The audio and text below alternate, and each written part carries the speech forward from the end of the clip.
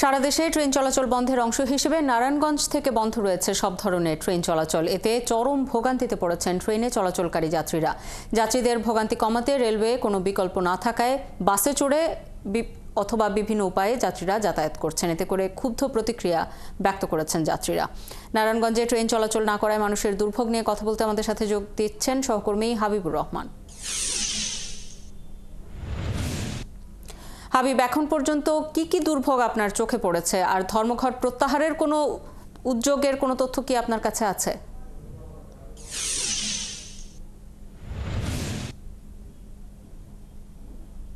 শাওন, আমরা কিছুক্ষণ আগে কয়েকটা স্টেশনে, চাষারা এবং নারায়ণগঞ্জ শহরের যে স্টেশন আছে, ফতুল্লা স্টেশন, পাগলা স্টেশন, অনেক জায়গায় আমরা কয়েকটা স্টেশনে ঘুরেছি। সেখানে আমরা যাত্রীদের সাথে কথা বলেছি। যাত্রীদের একটাই কথা যে আসলে তাদেরকে জিম্মি করে এ ধরনের আন্দোলনটা তারা কোনোভাবেই গ্রহণ করে নিতে পারছে না। কারণ নারায়ণগঞ্জ একটা শ্রম নির্ভর একটা শহর। বিশেষ করে ঢাকার বাইরের থেকে উত্তরবঙ্গ, ময়মনসিংহ, টাঙ্গাইল কিংবা পাবনা, বিভিন্ন অঞ্চলের জনগণ এখানে এসে বিভিন্ন রকম চাকরি করে থাকে। এর বাইরে নারায়ণগঞ্জ এবং মুন্সিগঞ্জ থেকে প্রায় 40 থেকে 50 হাজার লোক প্রতিদিন সকালবেলা যাত্রা ঢাকাতে বিভিন্ন গন্তব্যে তারা গিয়ে থাকে এই ট্রেনে করে, কারণ এটা শিডিউল মেনটেন করে চলে এবং তাদের অফিস টাইম সাধারণত ধরা হয়। তাই এই যে একটা বড় দুর্ভোগের মধ্যে পড়ে গেল, এটা নিয়ে যাত্রীদের মধ্যে তীব্র ক্ষোভ আমরা লক্ষ্য করেছি। কিছুক্ষণ আগে ময়মনসিংহের যাবে দুজন মহিলা এসে এখন স্টেশনে বসে আছে। তারা তাদের এক আত্মীয় মারা গেছে, তাদেরকে আমাদেরকে জানালেন। আরেক যাত্রীর সাথে কথা বললাম, আসলে তিনি পাবনা যাবেন, ঈশ্বরদী যাবেন। আমরা একটু কথা বলি যে আসলে আপনি আমি যাচ্ছি কমলাপুর, সেখানে ট্রেন নাই, এখন মানে বিরাট দুর্ভোগে পড়ে গেছি আমরা আর কি।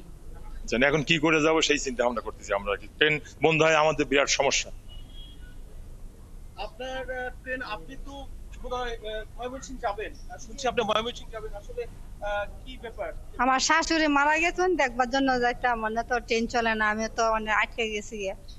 আমার শ্বশুর অসুস্থ, না তো আমার সবাই কান্দাকুটি কথা আছে, নয় ট্রেনের রাস্তায় বসে রয়েছে।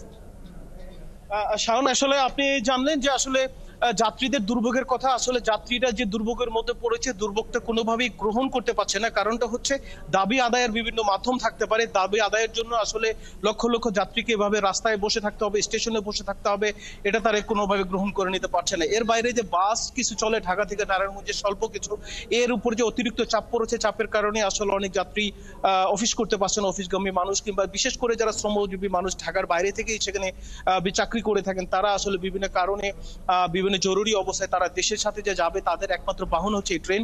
এটা আসলে বন্ধ থাকাতে আসলে তারা চরম দুর্ভোগে পড়েছে। আমরা কর্তৃপক্ষের সাথে কথা বলেছি, কর্তৃপক্ষ আমাদেরকে জানিয়েছে যে আসলে তারা ঢাকার যে সিদ্ধান্ত আছে, সিদ্ধান্তের সাথে তারা ঐক্যমত্য প্রকাশ করছে, ব্যক্তিগতভাবে তাদের কোনো মতামত নেই। এর বাইরে আমরা কয়েকটা প্ল্যাটফর্মে এসেছিলাম, স্টেশনে কয়েকটা স্টেশনের স্টেশন মাস্টারের রুম তালাবদ্ধ ছিল, একটা নোটিশ তারা টানিয়ে দিয়েছে যে আসলে তারা ট্রেন বন্ধ। এর বাইরে তারা কোনো দায়িত্ব নিয়ে কথা বলতে চাচ্ছেন না শাওন আমাদের কাছে। তো এই ছিল আপাতত শাওন আমার কাছে। খবর রাখতে থাকুন। আপনার কাছে নিশ্চয়ই আরো তথ্যের জন্য পরবর্তী সংবাদ সংযোগে নিশ্চয়ই ফিরবো আবার।